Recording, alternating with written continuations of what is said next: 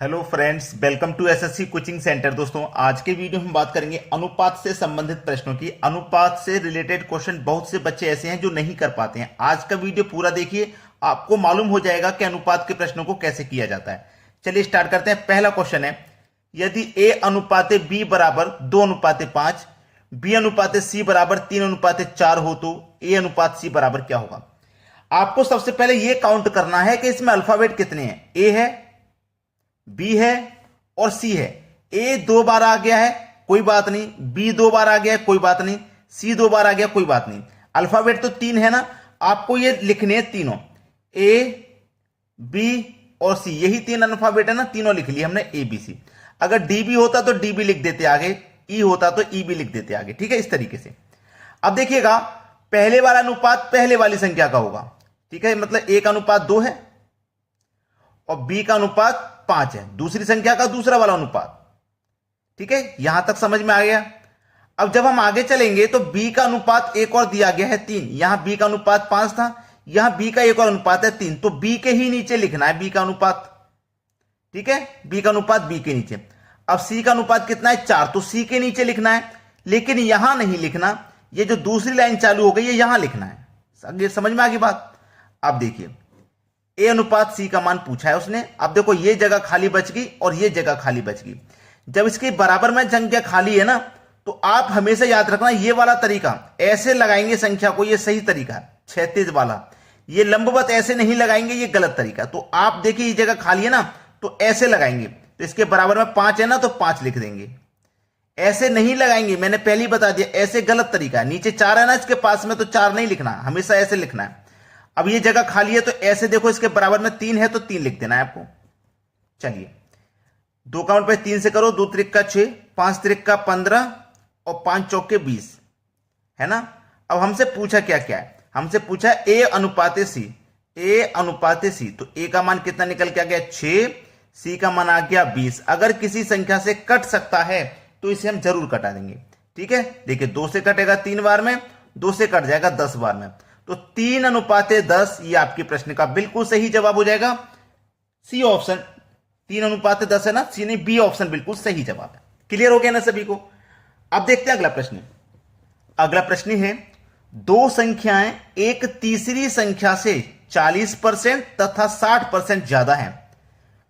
पहली संख्या, दूसरी संख्या और तीसरी संख्या। ठीक है, बोला गया है कि 2 संख्याएं एक तीसरी संख्या से, इस तीसरी संख्या से 40% और 60% अधिक है। अगर तीसरी संख्या आपकी 100 है, तो ये दोनों संख्याएं 40% और 60% अधिक है। पहली संख्या 40% अधिक है, तो 100 से 40% अधिक है, मतलब 140 हो जाएगी। दूसरी संख्या 60% अधिक है, 100 से 60% अधिक है, मतलब 160 हो जाएगी। ठीक है ना, ये तीनों का अनुपात हो गया। बोला क्या गया है, प्रथम संख्या का दूसरी संख्या से अनुपात, पहली संख्या का दूसरी से अनुपात, इस तीसरी संख्या का कोई मतलब नहीं। चलिए, 0 से 0 कट जाएगा, 2 सत्ते 14, 2 अट्ठे 16, यानी कि 7:8 हो जाएगा। पहली संख्या का दूसरी से अनुपात 7:8, 7:8। डी ऑप्शन बिल्कुल सही जवाब है आपके प्रश्न का। अब देखेंगे अगला सवाल। अगला प्रश्न है, ए अनुपाते बी बराबर 3:4 और बी अनुपाते सी बराबर 6:5 है, तो ए अनुपाते ए प्लस सी का मान क्या होगा। देखिए, अल्फाबेट मैंने बोला हमेशा गिन लीजिए कितने हैं। ए है, बी है, सी है, 3 अल्फाबेट है ना, तो ए बी और सी तीनों अल्फाबेट आपको लिख लेने हैं। पहले वाला अनुपात पहले वाले संख्या का, यानी कि ए का मान 3 है, 3 लिखिए। बी का मान 4 है, 4 लिखिए। ठीक है, अब जब आगे बढ़ेंगे तो बी का एक और मान दिया गया 6, तो बी के ही नीचे लिखना है बी का मान 6। और सी का मान दिया गया 5, तो सी के नीचे लिखना है, लेकिन नीचे दूसरी लाइन स्टार्ट हो गई है, वहां लिखना है। ठीक है, चलिए, अब ये खाली जगह बची है, तो इसके बराबर वाली संख्या लिखेंगे, ऐसे बता चुका हूं मैं पहले, 4। ऐसे बराबर वाली संख्या लिखेंगे 6, 6 त्रिक का 18, 6 चौक को 24, 5 चौक को 20। ठीक है, पूछा क्या गया है, ए अनुपाते ए प्लस सी का मान। तो ए का मान कितना भैया, 18 है। ठीक है, अनुपात ए प्लस सी, ए का मान 18 है प्लस सी, सी का मान 20 है, तो 18 अनुपात ये हो जाएगा 38। ठीक है, ये हो गया 38। ए प्लस सी, यही तो है भाई, सी का मान कितना है 20 है। अब देखो इसको हम कटा सकते हैं, अगर कट जाएगा किसी संख्या से, 2 से कटाएंगे 2 निम 18 और 2 से कटाएंगे 19 दूनी 38, 19 बार में कटेगा 2 से। तो देखिए 9 अनुपात 19 किसी ऑप्शन में है क्या, चेक कीजिए, 9 अनुपात 19 सी ऑप्शन में दिया गया है, तो यही आपके सवाल का बिल्कुल सही जवाब हो जाएगा। अब देखेंगे अगला प्रश्न। अगला प्रश्न है, यदि ए अनुपात बी बराबर 3 अनुपात 5, सी अनुपात बी बराबर 3 अनुपात 2, सी अनुपात डी बराबर 5 अनुपात 6, तो ए अनुपात डी का मान क्या है। देखिए ए है, बी है, सी है, डी है, 4 अल्फाबेट है इस बार, A B C D, A B C और डी, 4 है ना, तो चारों लिख लेंगे हम। ठीक है, चारों लिख लेंगे। अब देखिए ए का मान कितना है, ए का मान 3 है तो 3 लिखिए, बी का मान 5 है तो 5 लिखिए। ठीक है, अब जब हम आगे बढ़ेंगे तो पहले सी दिया गया है बाद में बी, ऐसे सवाल गलत हो जाएगा। पहले आपको बी का ही मान लिखना है। जब यहां बी दिया गया है ना, तो सी का अगर आप यहां लिख दोगे पहले, तो बी का यहां लिखोगे गलत हो जाएगा। बी का ही लिखना है पहले। बी का मान दिया गया देखो 1 और 2, तो बी के नीचे बी का मान लिखिए 2। ठीक है, अल्फाबेट के अनुसार लिखते हैं, पहले बी आता तो पहले बी का ही लिखना है, बाद में सी आता तो बाद में सी का लिखना है। तो सी का मान देखिए कितना है 3।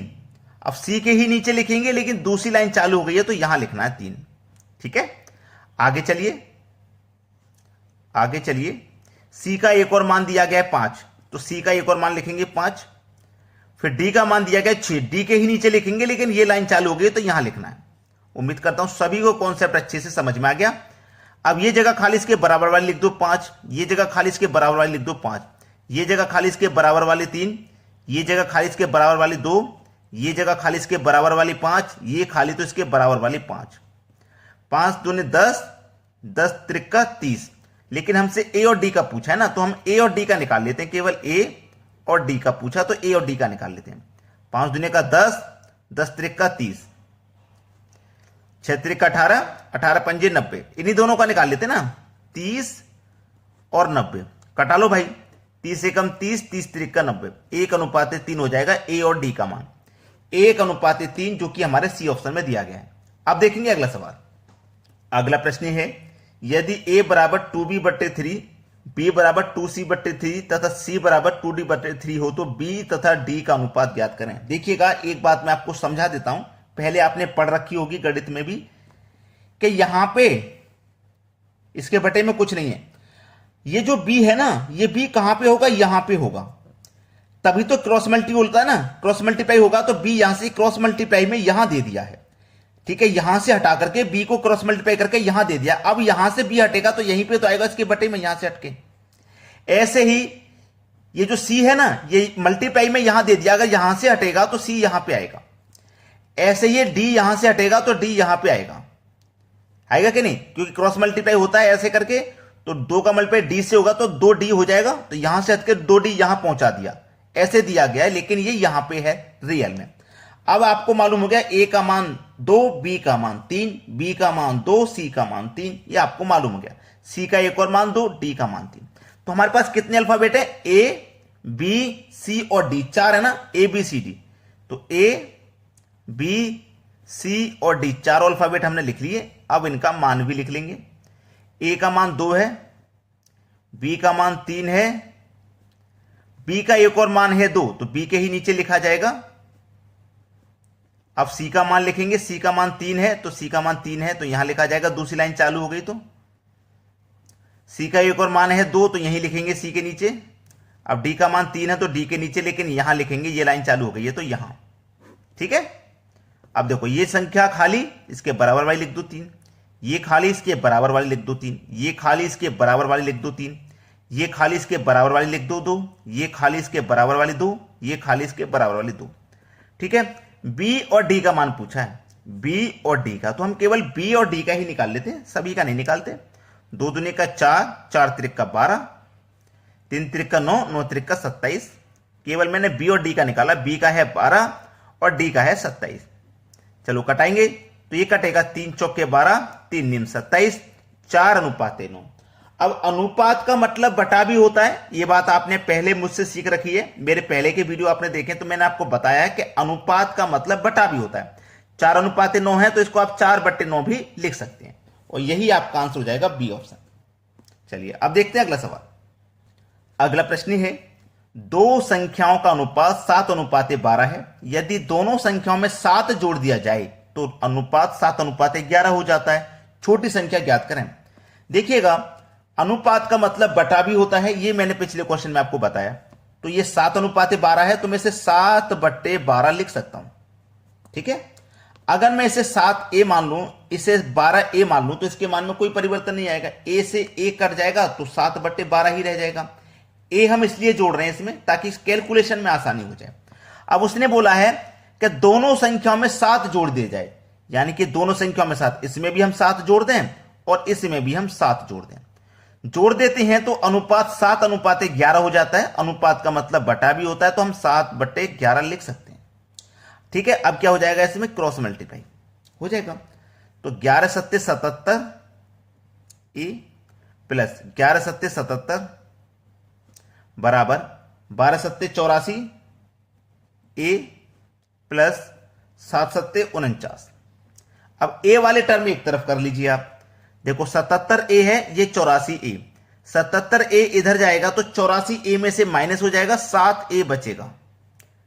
अब ये 49 को इधर ले जाओ तो 77 में से 49 माइनस हो जाएगा, 28 बचेगा।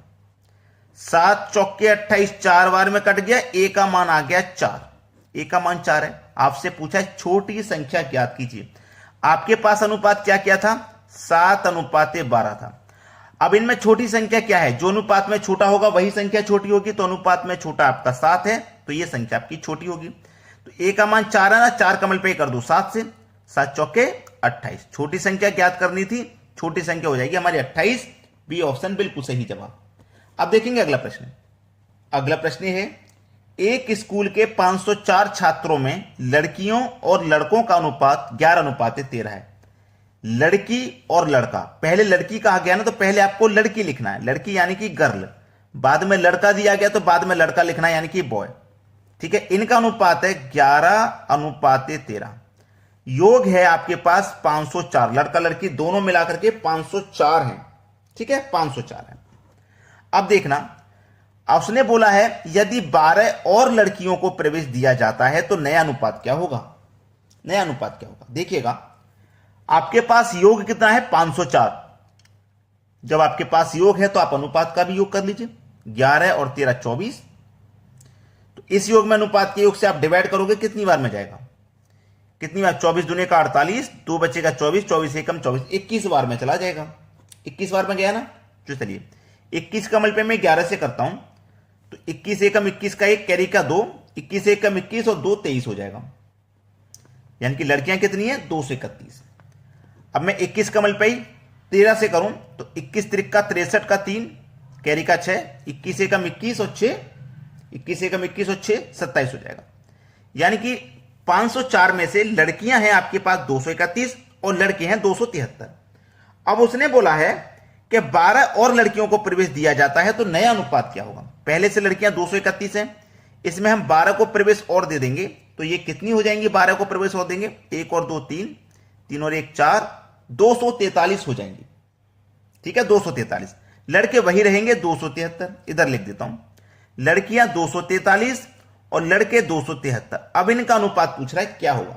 ठीक है, इनका अनुपात कटाते हैं, 3 से कटेगा, 3 अट्ठे 24, 3 एक कम 3, 3 नीम 27, 3 एक कम 3, 81:91 आ रहा है। देखिए है क्या ऑप्शन में, 81:91 सी ऑप्शन में दिया गया। यह प्रश्न का बिल्कुल सही जवाब है।